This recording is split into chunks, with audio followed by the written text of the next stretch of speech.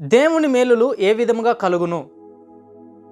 నా ప్రియ దేవుని బిడ్డలారా, ఆధ్యాత్మికమైన మన జీవితంలో నిత్యము మనం క్రీస్తును వెంబడిస్తున్నప్పటికీ దేవుని మేలులు మనం అనుభవించలేకపోతున్నాం. కారణం ఏంటో ఈరోజు మనతో దేవుడు మాట్లాడాలని ఇష్టపడుతున్నాడు.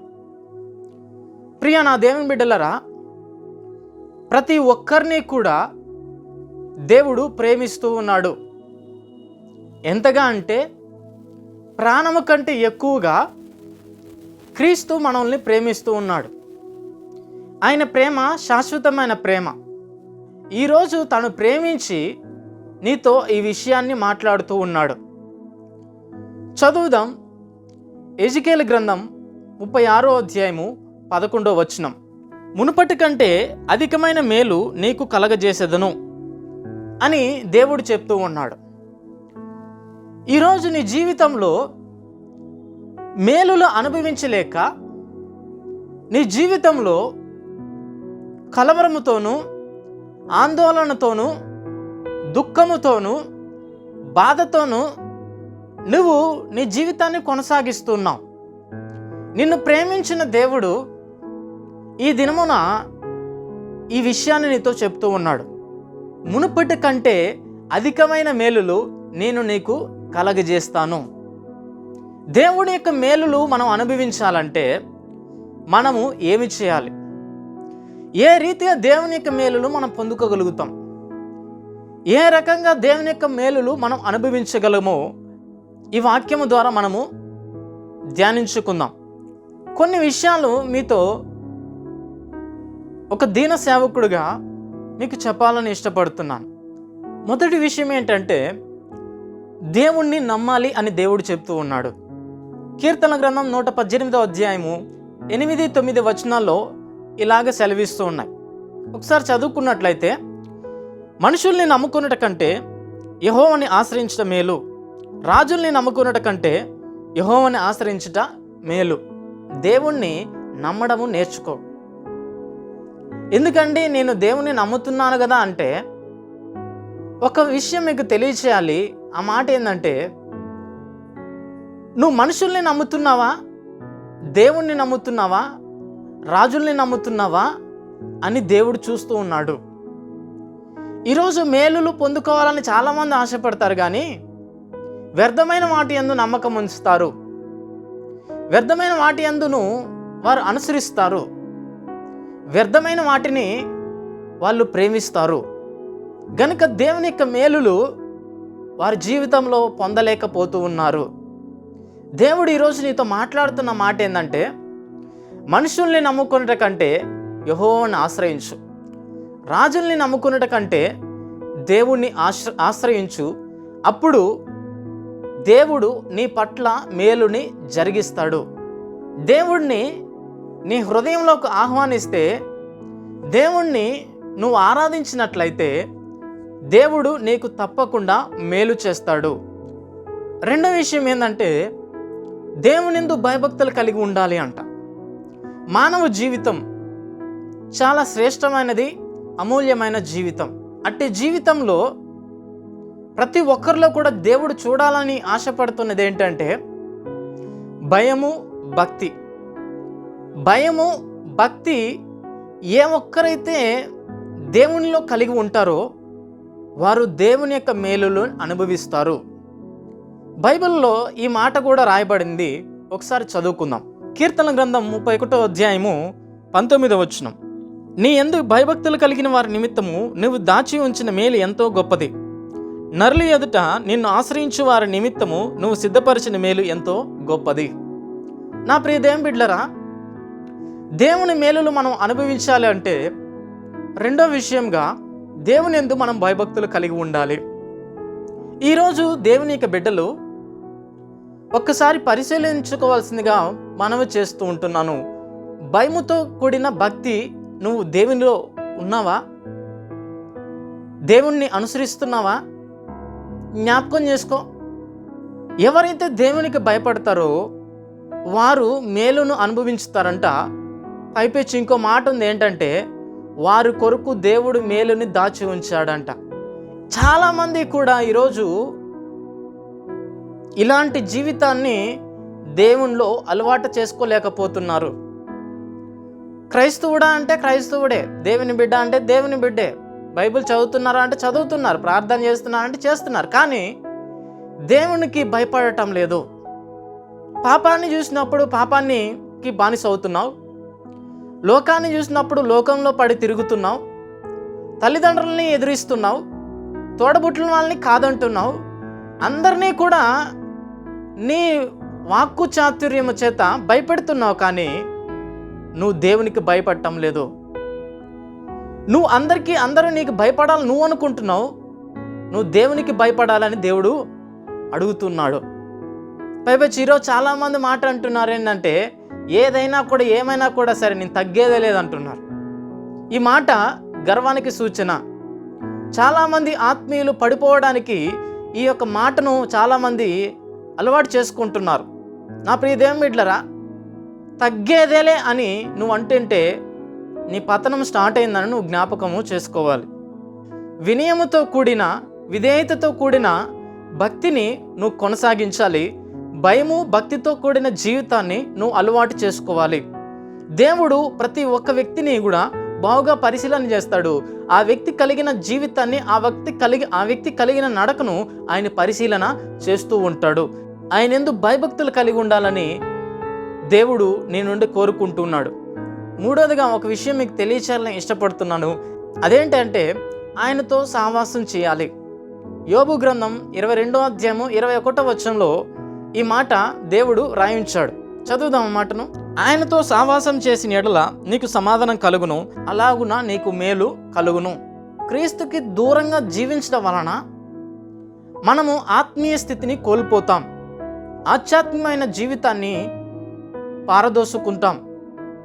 కనుక దేవునిలో మనము సహవాసం కలిగి ఉండాలి, అంటు కట్టబడి ఉండాలి.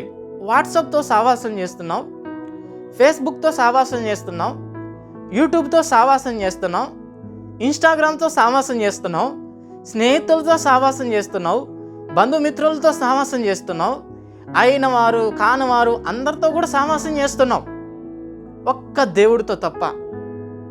గనుకనే నీ జీవితము ఎండిపోతూ ఉంది, అభివృద్ధి పొందడం లేదు, నువ్వు దీవించబడటం లేదు, నువ్వు దేవుళ్ళో ఫలించడం లేదు, నువ్వు ఏదనుకుంటే అది జరగటం లేదు, నువ్వు ఏ పని చేసినా విజయాన్ని అనుభవించడం లేదు, నువ్వు ఎక్కడికి వెళ్ళినా కూడా అపజయము నీ వెంట నడుస్తుంది. కారణము దేవుడితో నువ్వు లేవు కనుక.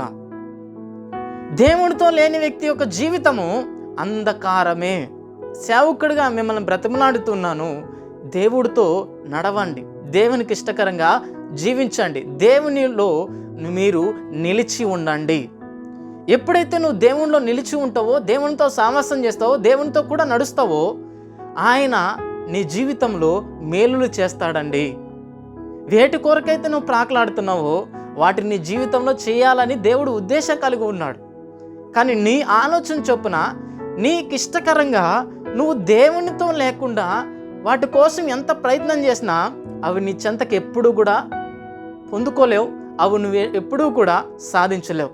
నా ప్రియ దేవుని బిడ్డలారా, దేవుని మేలులు నువ్వు పొందాలంటే ఆయనతో సహవాసము చేయి, ప్రార్థన చేయి. ఎక్కువ పెందల కడల్ని లేచి ప్రార్థన చేయటం అలవర్చుకో. ప్రార్థనలో శక్తి ఉందండి. అందుకనే ఇర్మియా గ్రంథం 33వ అధ్యాయము 3వ వచనంలో ఈ మాట రాయబడింది, నాకు మొరపెట్టము, నువ్వు గ్రహింపలేని గొప్ప సంగతులు, గూఢమైన సంగతులు నేను మీకు తెలియచేస్తాను అని దేవుడు చెప్తూ ఉన్నాడు. నిజమే కదా, దేవునికి మొరపెడితే జరగబోయే సంగతులు, గూఢమైన సంగతుల్ని కూడా నీకు దేవుడు బయలుపరుస్తాడు. ఒకసారి నువ్వు ఆలోచించు, దేవుడితో సహవాసం చేసి మేలులు అనుభవించాలని దేవుడు నీ నుండి కోరుకుంటున్నాడు. మరి ఎవరితో సహవాసం చేస్తున్నావు ఈరోజు? లోకముతో నువ్వు ఎంతకాలం సహవాసం చేసినా నువ్వు దేవుని యొక్క సహాయం పొందుకోలేవు. పైపెచ్చి నీకు సమాధానం ఉండదు, నీ జీవితంలో సమాధానం ఉండదు, నీ కుటుంబంలో సమాధానం ఉండదు, నీ యొక్క చేతి పనిలో సమాధానం లేదు. నువ్వు ఎక్కడికి వెళ్ళినా కూడా సమాధానం నీ వెంట రాదు. అది కేవలం ఈ సృష్టిని సృష్టించగలిగిన దేవుడి దగ్గరకు మాత్రమే మనిషికి సమాధానము దొరుకుతుంది. గనుక దేవుడితో సావాసము మనము చేయాలి. మరొక విషయం మీకు తెలియజేస్తుంటున్నాను, మనము దేవుడికి యథార్థముగా ప్రవర్తించాలి. ఈ మాట కూడా బైబిల్లో చాలా స్పష్టంగా రాయబడింది. కీర్తనలు 84వ అధ్యాయము 11వ వచనం, నీ దేవుడైన యెహోవా సూర్యుడును కేడుమునై ఉన్నాడు, యెహోవా కృప ఘనత అనుగ్రహించును. యథార్థముగా ప్రవర్తించు వారికి ఆయన ఏ మేలు చెయ్యక మానడు. ఏ మేలు కూడా చెయ్యక మానడు అంట. నీలో నిజానికి యథార్థతతో దేవుణ్ణి వెంబడిస్తున్నావా? యథార్థంగా నువ్వు జీవిస్తున్నావా? ఎందుకు ఈ మాట చెప్తున్నానంటే, జూ పార్క్ వెళ్తే కొన్ని జంతువులు ఉంటాయి. ఆ జంతువులన్నిటిలో కూడా ఊసరవెల్లిని మనం పరిశీలన చేసినట్లయితే, ఈ ఊసరవెల్లి రంగులు మార్చి తన స్వభావాన్ని మార్చుకొని అనేకుల్ని కూడా ఆశ్చర్యపరుస్తూ ఉంటుంది. మట్టిలో ఉన్నప్పుడు మట్టి స్వభావంలోకి మారుతుంది. చెట్టు మీద ఉన్నప్పుడు చెట్టు స్వభావంలోకి మారుతుంది. గట్టు మీద ఉన్నప్పుడు గట్టు స్వభావం మీద మారుతుంది. తన పై రంగును మార్చుకుంటూ తాను జీవిస్తూ ఉంటుంది. గనుకనే దానికి ఊసరవిల్లి అని పేరు పెట్టారు. కానీ ఈరోజు చాలామంది కూడా అటువంటి స్వభావాన్ని కలిగి ఉన్నారు. సేవకుల దగ్గర ఒక రకంగా ప్రవర్తిస్తారు, కుటుంబంలో ఒక రకంగా ప్రవర్తిస్తారు, బయట సమాజంలో ఒక రకంగా ప్రవర్తిస్తారు, స్నేహితుల దగ్గరేమో మరొక రీతిగా ప్రవర్తిస్తారు. యథార్థముగా ప్రవర్తించు. యథార్థంగా నువ్వు ప్రవర్తించడం వలన నువ్వే దేవుడి దగ్గర నుంచి మేలు అనుభవించగలుగుతావు. ఒకసారి ఆలోచించండి, సినిమా యాక్టర్స్ని మనం చూసినప్పుడు వాళ్ళు ఒక్కొక్క సినిమా చేస్తున్నప్పుడు ఒక్కొక్క సినిమాకి ఒక్కొక్క అలవాటుని వాళ్ళు అవలంబిస్తారు. వాళ్ళు మంచిగా నటించడం వలన ఆస్కార్ అవార్డులు, నంది అవార్డులు, ఇలాంటి అవార్డులు అన్నిటివి వాళ్ళు పొందుకుంటూ ఉన్నారు. ఎందుకంటే నటించడంలో ఆరితేరారు కాబట్టి వాళ్ళని ఈ లోకము సత్కరిస్తూ ఉంటుంది. మరి దేవుని బిడ్డలైన నువ్వు కూడా, దేవుని వెంబడిస్తున్న నువ్వు కూడా నటించడం అలవాటు చేసుకుని దేవుణ్ణి నమ్మించాలని ప్రయత్నం చేస్తున్నావు. మనుషులు నీ నటన చూసి మురిసిపోవచ్చేమో, మారిపోవచ్చేమో, కానీ నీ నటన జీవితాన్ని దేవుడు ఒప్పుకోడు. ఎందుకంటే దేవుడికి నటించే వాళ్ళంటే అసహ్యము. నీ పూర్ణ హృదయముతో, నీ పూర్ణ ఆత్మతో, నీ పూర్ణ శక్తితో నీ దేవుడైన యెహోవాని, నీ ప్రభు అయిన దేవుడిని నువ్వు గౌరవించు, ప్రేమించు, ఆయనకి ఇష్టకరంగా నడుచుకో. మనుషులు పై రూపాన్ని లక్ష్య పెడతారు, దేవుడు మాత్రమే హృదయాన్ని లక్ష్య పెడతారు. గనుక నువ్వు యథార్థంగా జీవించు, దేవుని యొక్క మేలులు అనుభవించగలుగుతావు. ఐదో విషయంగా, దేవుని మేలులు పొందలేకపోవడానికి ముఖ్యమైన కారణము మరొకటి ఉందండి. అదేంటంటే పాపము. దేవుడు ప్రతి వ్యక్తికి కూడా సహాయం చేస్తాడు, అందులో ఏమాత్రము కూడా సందేహం లేదు. కానీ సహాయం పొందలేకపోవడానికి కారణం ఏంటంటే పాపము. పాపం వలన వచ్చే జీతము మరణము.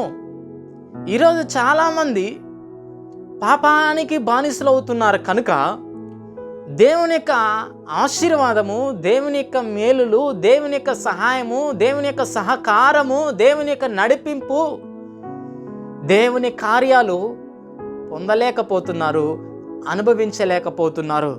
ఇర్మీయా గ్రంథం 5వ అధ్యాయము 25వ వచనం, మీ దోషములు వాటి క్రమమును తప్పించును, మీకు మేలు కలుగకుండటకు మీ పాపములే కారణము. మీకు మేలు కలుగకుండటకు మీ పాపములే కారణము. దేవుడు పరిశుద్ధుడు, ఆయన బిడ్డలు కూడా పరిశుద్ధంగా జీవించాలని ఒక దేవుని ఆశ, ఆకాంక్ష కూడా. పాపము నువ్వు అనుభవిస్తున్నావు, పాపాన్ని నువ్వు కోరుకుంటున్నావు, పాపాన్ని నువ్వు చూస్తున్నావు, పాపాన్ని నీ జీవితంలోకి ఆహ్వానిస్తున్నావు. నిజమే కదా? ఫోనుల్లో గంటలు గంటలు ఇన్స్టాగ్రామ్స్ రీల్స్ చూస్తూ, యూట్యూబ్లో ఉన్నట్టు చెత్త వాటిని అన్నింటినీ చూస్తూ నువ్వు దేన్ని కోరుకుంటున్నావు అంటే నీ హృదయంలో పాపాన్ని ఆహ్వానిస్తున్నావు.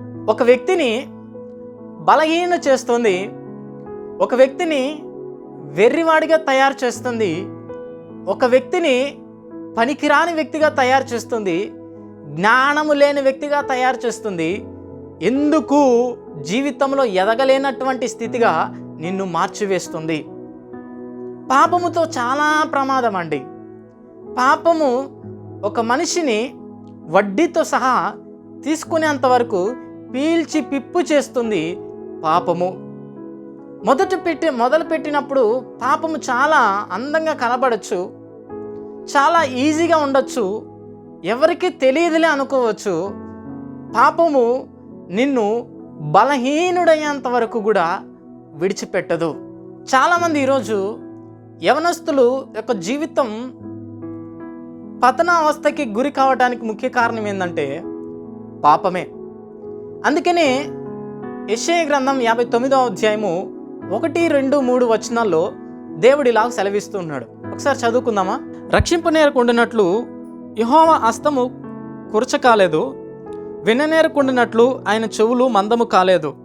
మీ దోషములు మీకును మీ దేవునికిని అడ్డముగా వచ్చును, మీ పాపములు ఆయన ముఖమును మీకు మరుగుపరచును గనుక ఆయన ఆలకింపకున్నాడు.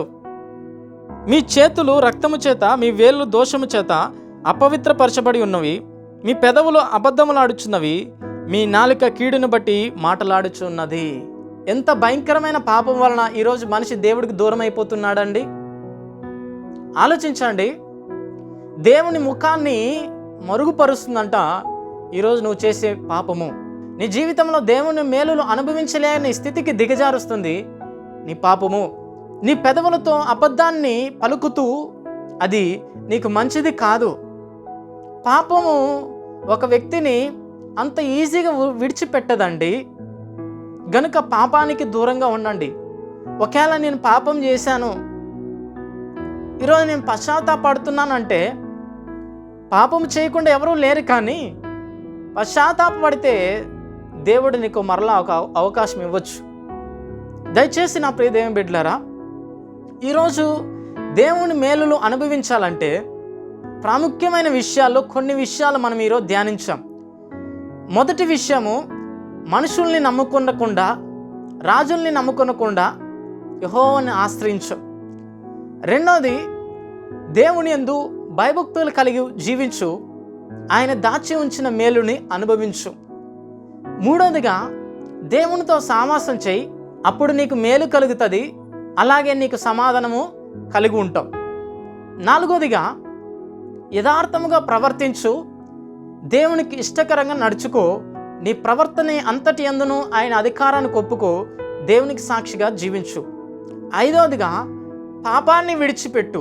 పాపము నీలో ఉన్నంత వరకు దేవుని కార్యాలు నీ జీవితంలో ఎప్పుడూ కూడా పొందలేవు, అనుభవించలేవు. సహాయము దేవుడు కూడా చేయనుగాక చేయుడు. ఎందుకంటే మీ పాపములు ఆయనకి నీకు అడ్డుగోడగా ఉన్నాయి.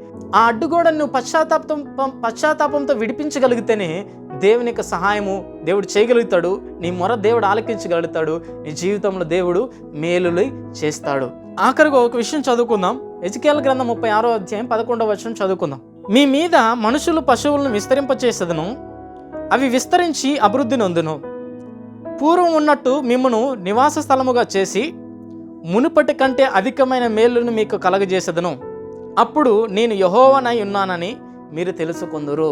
నిజంగా మన దేవుడు ఎంత గొప్పవాడంటే అండి, ఈ ప్రపంచంలో ఎవరూ కూడా చేయలేనటువంటి కార్యాలు మన దేవుడు చేస్తాడండి.